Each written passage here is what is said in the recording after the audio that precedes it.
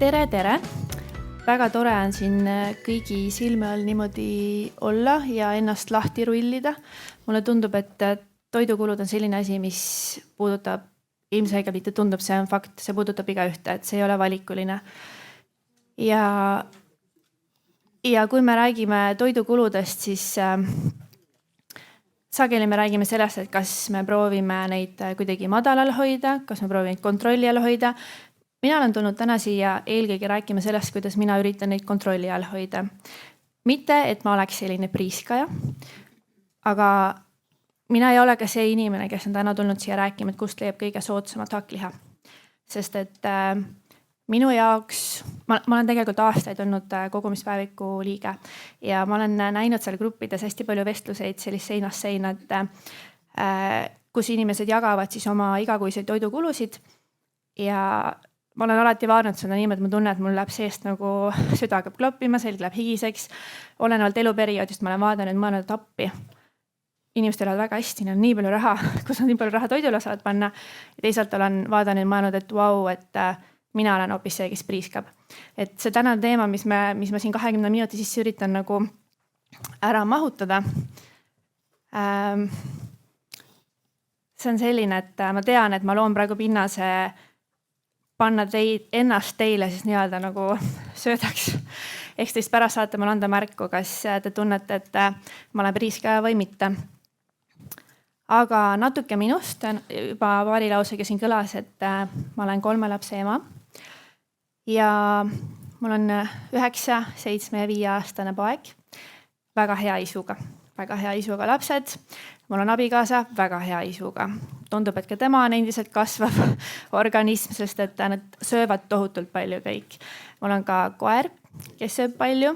Ma olen ka ise muideks väga hea isuga. Nii et meile meeldib süüa, mulle meeldib väga kokata. Valdavalt kokan mina, kuigi mu mees üritab veits nagu au endale võtta, et ütleb, et 1/3 ajast kokab ju tema, ehk siis hommikusööki. Minu meelest ma ei tea, kas see nüüd on suur auasi, aga selles mõttes tal on käed küljes, ka tema kokkab siis, kui on vaja. Ja võib-olla lihtsalt minu nagu taustast nii palju, et ma olen selline inimene, kes ma ei ole pirtsakas sööja, aga ma olen väga pirtsakas selles osas, et mida ma lauale panen ja mida ma söön. Mis kvaliteediga, mis koostisega. Ma olen väga nõudlik koostisosade suhtes ja see nõudlikkus sageli tähendab ka seda, et see hinnasilt ei ole võib-olla see kõige soodsam alati. Aga ma jõuan sinna kuludeni ja nippideni ka kohe vaikselt. Minu kohta võib-olla veel, mida võib-olla on huvitav teada, et ma olen olnud väga erinevates äärmustes oma elus. Ma olen olnud see, kes elab peost suhu, kes kuu lõpus peabki vaatama, milline makaronipakk on kõige soodsam. Ja see ei ole see, et ühe korra juhtus. Seda on olnud mu elus mitmeid aastaid. Ma olen elanud väga noorest saati üksinda. Sisuliselt alates 15. eluaastast ma olen pidanud ikkagi ise oma toidukuludel pidanud silma peal hoidma. Ja siis ma olen olnud ka selles teises otsas, kus ma lähen toidupoodi jalaga uks lahti ja vaatan, mis täna isutab. Ja ei mõtle sellele, kas kodus on asjad olemas. Ei mõtle sellele, kas miskit läheb halvaks. Ma olen toitu suhtunud kui sellisse asja, et see tuleb kuskilt. Ma ostan seda. Samal ajal ma olen ka maalaps olnud, kes on ise oma toidu pidanud kasvatama. Ehk ma olen kõik need etapid ise nagu läbi pidanud tegema ja kasvatanud respekti nii toidu kui ka raha vastu. Ja samal ajal ma olen siis ka see, kes on teinud kõik toidu aastaid nullist, alates ketšupist ja hapukoorest nullist, kuni selleni, et ma olen söönud ainult valmis toitu Rimi soojaletist või kohvikutest. Ehk siis see kõik on andnud sellise korraliku elukooli mulle ja tänaseks, kui ma defineeringi enda jaoks, et mida tähendab suur toidukulu, see on suhteline mõiste, eks ole, olenevalt meie elustiilidest. Ma ei taha nagu tegelikult ajada häma, et no it depends, kõik oleneb. Muidugi kõik oleneb pere suurusest, oleneb pere hobidest, elustiilist, kõigest. Aga ma tõesti olen elu jooksul näinud, et see kulu tõesti sõltub. Sõltub sellest, palju mul neid lapsi on, eks ole, sõltub ka sellest, kas ma teen toidu ise või mitte. Ja täna see 20 minuti jooksul siis kas selgub, ma ütlen kohe ära selle vastus, et kas milleritel tegelikult on toidukulud kontrolli all. Minule meeldib uskuda, et on, aga see ei tähenda seda, et me ei paneks aeg-ajalt pange. Ja need pangepanekud sõltuvad sageli väga konkreetselt enamalt 2 tegurist, milleni me ka kohe jõuame. Kui nüüd natukene vaadata selles mõttes toidukuludel otsa, siis ma tean, et ma oleks siia tulles, ma mõtlesin, et kas ma siis räägin, mis on minu nädala toidueelarve, mis on kuu toidueelarve ja ükskõik kust otsast ma ka ei vaata, siis meie jaoks tegelikult on kõige olulisem näita, mis meie kvartali eelarve. Sest et me küll käime iga nädal poes, absoluutselt iga nädal. Aga kõige suurem toidukulu on meil sageli kord kvartalis, siis kui me täiendame kõiki oma siis baasvarusid. Ja kui ma selle 3 kuu lahti hekseldan, sest me vaatamegi enamjaolt kvartaalselt siis oma toidule kulunud raha, siis laias laastus ma jõuan matemaatiliselt välja selle numbrini, mis on umbes 900 eurot kuus. Ma nüüd ei tea, kas see on väga palju, vähemalt küsisin ChatGPTilt. Kas ma olen mõistlik kulutaja? Kas see on liiga palju, kas see on liiga vähe? Ta ütles siuke keskmine. Siis ta kirjutas jälle, it depends, on ju, kõik oleneb. Aga see 900 eurot on minu meelest tohutu summa. Ma mäletan, et paar aastat tagasi, kui Mirjam Hunt tegi kogumispäevikus väljakutset, et kas ta saab 50 euriga nädalas oma 5-liikmelise perega söönuks. Ma ei tea, kas keegi mäletab teist seda. Sest ma tean, et siin on kindlasti pikaaegseid kogumispäeviku liikmeid. Siis mina vaatasin, mõtlesin, vau, tol hetkel oli meil nädala toidueelarve enam-vähem mingi 100 eurot ja mõtlesin, et ta teeb 50-ga, neil sama suur perega on meil. Ja sellest on paar aastat möödas. Ja siis täna me oleme siin, et kuu toidukulu umbes 900 ja saad aru, et kas minus on asi, kas valitsus on asi, kas selles, et ma vahepeal nagu ikkagi lapsed on kasvanud ja tahaks nagu hullult näpuga kellegi peale näidata. Aga see 900 eurot on selline summa meie jaoks, mille osas mina tegelikult patsutan endale õlale, sest et võttes arvesse, et mu abikaasa käib ülikoolis 4 korda nädalas, meie elu on hästi kaootiline, me küll töötame valdavalt kodust, aga meil on samas väga pikad võttepäevad erinevates Eesti otstes. Meil on nädalavahetused sageli pikad jalgpalliturniirid, ehk siis meil on väga palju sellist kaootilisust, mis tähendab seda, et kui me ei planeeri oma toitu kaasa endale, kui me ei tee pikemalt plaan ette just toidukulude osas, siis ma tean, et see summa saaks olla 500-600 eurot veel rohkem. See summa oleks siis 1500 või midagi sükest.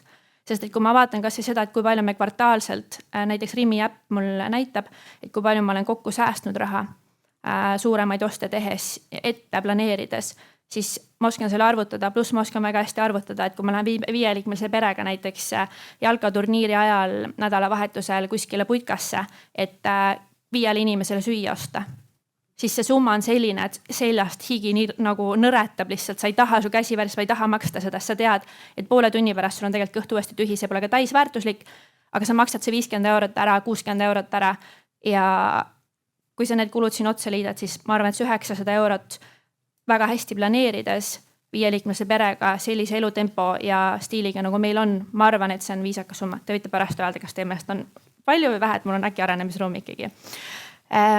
Siis miks on toidukuludel otsa vaatamine vajalik? Ilmselgelt raha ei kasva puu otsas. Ja tänasel hetkel, kus me siis maailmas nagu oleme, kus toiduhinnad tundub, et läheb iga sekund nagu aina kallimaks, siis ilmselgelt, kui sul ei ole rahaga selline suhe, et sul on täiesti suva palju seda kulub, siis see on ju siililigi selge, et seda on vaja monitoorida. Me oleme aastate jooksul monitoorinud seda väga erinevat moodi, alates nii Bylance äppidest, vanast heast Excelist, me oleme isegi paberi peal kõik kokku liitnud, tšekke kogunud. Tänaseks me olemegi aru saanud, et me ei pea enam otseselt niimoodi näpuga järgi ajama, sest et kõik on kuidagi automatiseeritud, et ma näen Rimi äpist ära, me käime mõlemad alati Rimis abikaasaga. Bylance'i äppi vahepeal kasutame, et lihtsalt kogu kulud sinna sisse sööta, tervislik check-up. Ja laias laastus, kuna me oleme nii kaua kuludel silma peal hoidnud, siis me täna enam toidupoes niimoodi piinlikult näpuga järgi ei aja. Aga ma arvan, et kui sa alles alustad või sul on vahepeal selline tunne, et appi kulub rohkem kui siis varem, siis on hea jälle taaskord üle vaadata. Aga meie peres, mis kõige suuremad sellised eelarveröövlid nagu on, alati on selleks tühi kõht. Ja kuna ma olen hea isugi inimene siis minu puhul on seda on kohe näha pangakaardi arvelt põhimõtteliselt väljavõttelt, et kas ma olen käinud tühja kõhuga söömas restoranis või mitte. Kui ma lähen restorani, siis kui ma tean, et mul ei ole hundinälg, siis ma tellingi ühe roa, ma olen väga rahul sellega, see on nagu tervislik asi, mida teha ka oma kõhule ja soolestikule. Kui ma olen väga nälgas, siis mul kaob mõtlemine ära, ma tellin 2 eelrooga, pearoog, magustoit ja kui teenindaja küsib, et kas sa oled kindel, siis tunnen nagu solvatun ennast, mis mõttes sa arvad, et ma ei jõua ära süüa. Ma näitan sulle, et ma jõuan. Ja samal ajal pärast tuleb see arve ja mõtlen, et appi.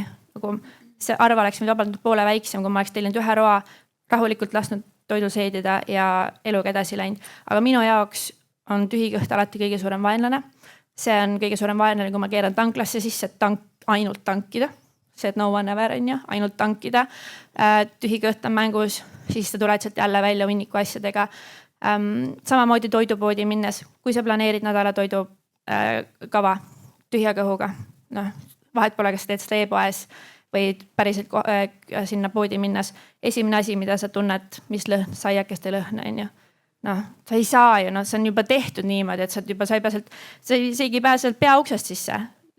Välja juba pressib see lõhn, eks ole. Kõik see mõjutab meie otsuseid ja see on alati see, mis meie eelarvet täiega lõhki ajab. Ehk siis tühi kõht, jätke meelde, vältige võimalusel alati. Ja teine asi, mis meie eelarve lõhki ajab sageli, on külalised. Ma väga armastan inimesi. Ma ei tea nüüd, kus praegu siin ei näe, kus mõni mul külas käinud, aga nad on räigelt kallid külalised. Nagu kallis on siis, kui on 20 ümber, eks ole, et väga armas, aga tõesti, et kui me oleme vaadanud, et millistel perioodil, kui meil on kõige rohkem külalisi käinud, mulle väga meeldib hostida, mulle väga meeldib head sööki nautida. Minu jaoks see on nagu selline armastuse väljenduse viis. Aga ma olen märganud, et ma panen täiega üle. Et ma tahan, ma ei tea, kas muljet avaldada või ma tahan, et võib-olla see on see koht, kus ma lähen nagu kiitust otsimise enda kodus nii rumalain. Nad tulevad minu juurde, minu koju sööma, miks ma peaks üldse kellelegi muljet avaldama. Aga see võib-olla see väike viieline minus lapsepõlves saati on see, et ma tahan ju, et kõik oleks rahul. Ja ma olen märganud, et ma olen väga aastaid olen kulutanud meeletuid summasi selle alla, et inimestele muljet avaldada. Ja viimane aasta ma sain aru, et milline külaline ma ise olen, et kui ma lähen kellelegi külla, ma ei eelda, et mind võtab vastu mingi 7-käiguline õhtusöök ja ma ei tea, šampanja marinaadis, mingi pardikoip või jumal teab, mis trühvlijuustud ja kõik. Et ma olen saanud aru, et ma saan selle arvelt väga palju kulusi tegelikult maha tõmmata, mitte et inimesi külla kutsudes. Ja mitte ka öeldes, kui tule oma toiduga, mis oleks nagu ka tore võib-olla vahelduse mõttes. Aga ma olen aru saanud, et kui ma olen kellegi külla ja ma saan kellegi tavalist kodust toitu süüa, argipäeva toitu, see teeb nii rõõmsaks. Nii tore on näha, mida teistel argipäevaselt laual on ja ma olengi otsustanud edaspidi. Ma sõna otsus mõttes pakun, kui keegi tuleb mulle külla ja mul on nädala menüü tehtud, ma ei hakka seda ümber tegema. Ma pakungi seda, mis meil sellel õhtul on plaanis, võib-olla panen mõne küünla põlema ja katan võib-olla laua ära, mida ma muidu 3 lapse kõrvalt tavast ei jõua. For a fact, nagu mul lapsed söövad otse pliidi pealt sageli, sest ma lihtsalt ei jõua, kui täiesti aus olla. Et Instagramis võib-olla on pilt üks, teine on see, et ma pööran selja ja tüübid on juba panni nagu ära tühjendanud. Et kui külaline tuleb, siis ma vähemalt katan ära ja siis näeb see pasta või see vormiroog ikkagi tore ja pidulik välja, et ma ei pea minema ostma 60 € eest mingit lisanäksi. Ma ei tea, kas ma olen juba rääkinud oma aja täis või? Ütled, mul on veel aega. Nii. Ja laste trennipäevad, jalgaturniirid või mis iganes sinna nädalavahetusele satub. Juba põgusalt rääkisin, et meie jaoks, kui ma ei tee pikemalt plaani ette, kui ma ei arvesta seda, et ma teen meile toitu kaasa, siis see nädalavahetus 5 lapsega kuskil isegi suvalises kohas, kus sul tundub, et pole raha võimalik kulutada, näiteks jalkaturna väljak, külm, 8 tundi seisad seal, mida sa teed, et sooja saada? Sööd on ju. Teldid Wolti. Wolt on väga tore, mul väga meeldib ja koostööpartner mul ka, aga sellegi poolest maksan ise need tellimused, eks. Et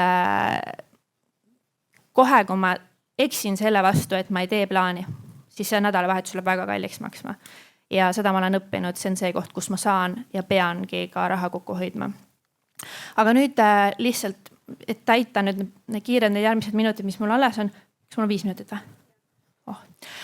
Et meie parimad nipid, et ma üleüldiselt olen jaganud siis oma sellised, need on mu toidualased ellujäämisi, siis nagu ellujäämisplaan, olen jaganud siis 3 kategooriasse: eeltöö, siis põhitöö ja järeltöö.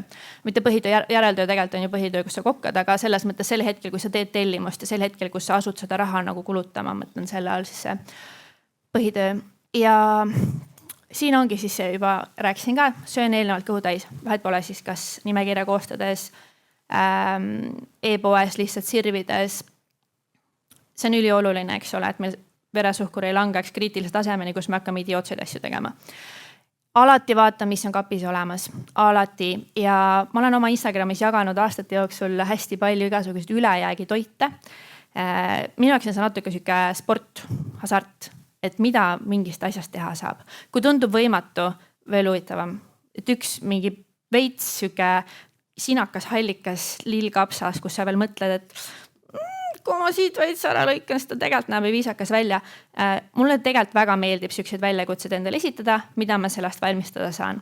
Ja kui sa oled eelnevalt hoolitsen selle eest, et sul on alati mingit tüüpi baasvarud kodus olemas, siis alati saad selle lillkapsaga sõbraks. Isegi kui ta on üksik, nagu alati saad.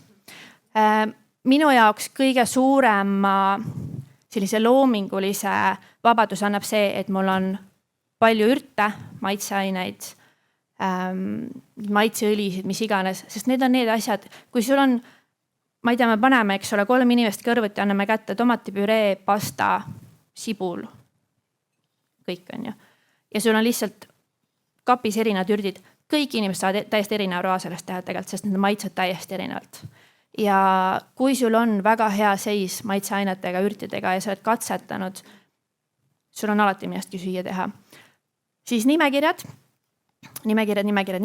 Minul on ja mu abikaasa meil on tänaseks peas juba, et me enam nimekirjaga otseselt niimoodi päris ei käi, ainult siis, kui ongi see, et on, kas mul on mingi uue retsepti idee tekkinud, aga laias laastus meie iganädalased nimekirjad, mis puudutavad siis kogu värsket kraami, puuviljad, juurviljad, köögiviljad, liha, piimatooted, on laias laastus meil alati sama ja hulgi tellimused ehk siis läätsed, pasta, tatar, kaerahelbed, tomatipasta, karripastad, kookospiimad, kõik sellised asjad, mida ma pidevalt kasutan, mida ma saangi osta kappi päriselt niimoodi, et nad seisavadki seal, nad ei ole kuupäevatundlikud ja ma ostan neid alati siis, kui on näiteks, ma kõlan nagu Rimi oleks täna mulle maksnud sellest, ma siin räägin sellest, aga ma olen väga suur Rimi fänn, ma olen Rimi mu kodupoodi olnud 10 aastat, ma tõesti käingi sisuliselt nii palju Rimis kui üldse võimalik ja ma olen saanud aru, et Rimis ongi umbes kord kvartalis see Tudish-Beep kampaania ja siis ma ostangi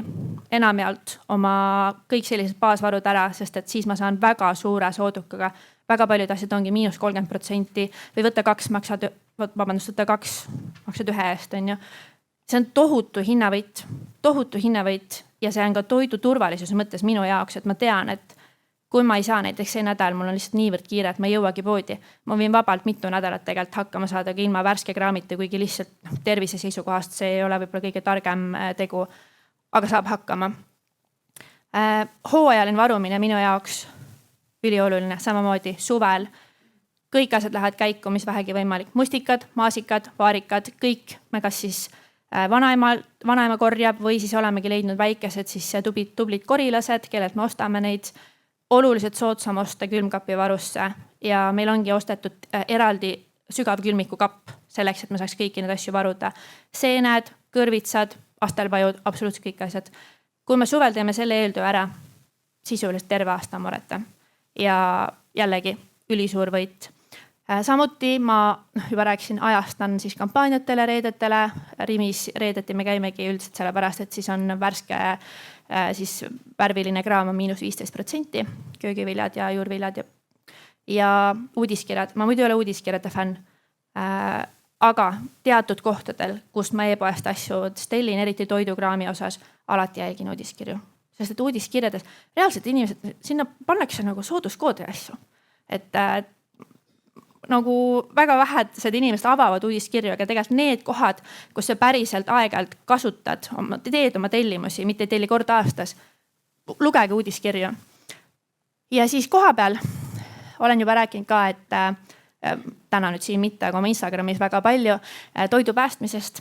Eks Rimis on võib-olla teistes toidupoodides ka, võib-olla keegi oskab täiendada, ongi siis ära märgitud tooted, mis on kiiresti siis riknevad ja millel kuupäev kohe-kohe kukub või siis meil on parim enne möödas või kohe möödumas.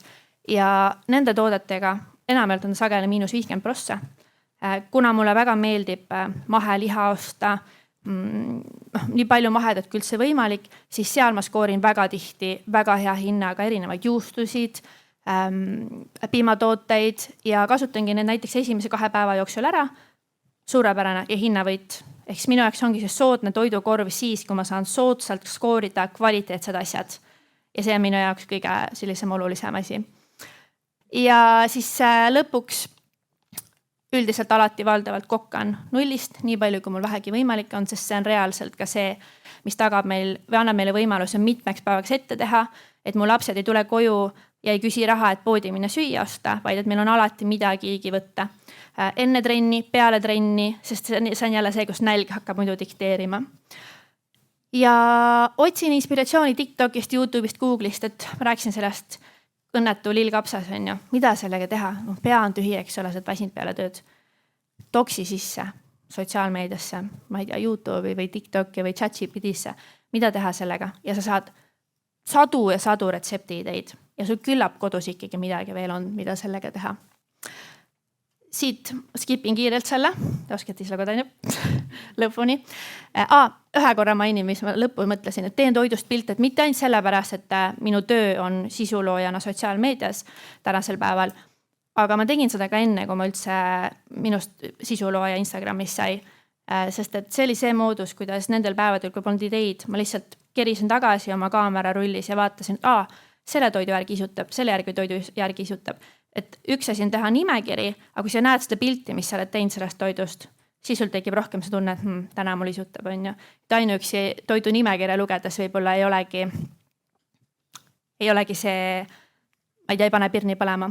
Ja siin lihtsalt kiire näide, et kui ma toksin sisse cauliflower recipes, cottage cheese recipe, potato dinner ideas, see on TikTok nüüd. Sa saad lihtsalt hoomamatu koguse erinevaid retsepte. Ja see on lihtsalt iganädalaselt ka tore mõte, et muidugi on alati variant retseptiraamatuid kasutada, aga lihtsalt siia tulevad kogu aeg uuendatud retseptid. Et väga soovitan, kui on mis tahes ülejääk kodus. Ja siis siin on minu sellised lemmikumad asjad, see on viimane, ma luban. See on minu viimased asjad, viimane siis slaid kohtadest, kus mina kõige rohkem midagi tellin. Et Rimi on mu põhitoidupood, Rescue Club, sealt mulle meeldib linnas olles lihtsalt kiiret lõunaampsu skoorida, sageli -50%, täiesti maast leitud raha nii öelda ja väga maitsvad toidud. Enamalt küll võikud nii edasi, aga lihtsalt jälle kiire nälja kustutamiseks, eriti lastele. Greenestist ma tellin hulgi kõiksugu asju, maitseaineid, pähklid, eelkõige pähklid, mahepähklid, suurepärane kvaliteet, tavast tellingi peaaegu pooleks aastaks tegelikult. Ja ülejäänud kohad on lihtsalt siis kohad, kust ma ka kas tellingi näiteks kvaliteetset oliiviõli või avokaadoõli suurema kogusega, paadivendadelt kala ja muidugi siis viimased, et korilus, ise kasvatamine ja vanemaga hästi läbisaamine on ka oluline, kui sa tahate kulusid kokku hoida ja samal ajal oma tervisele pai teha. Nii et kasutage neid võimalusi ja loodetavasti niimoodi siis on teil võimalik oma kulusid kontrolli all paremini hoida või siis lihtsalt midagi uut katsetada kõigis.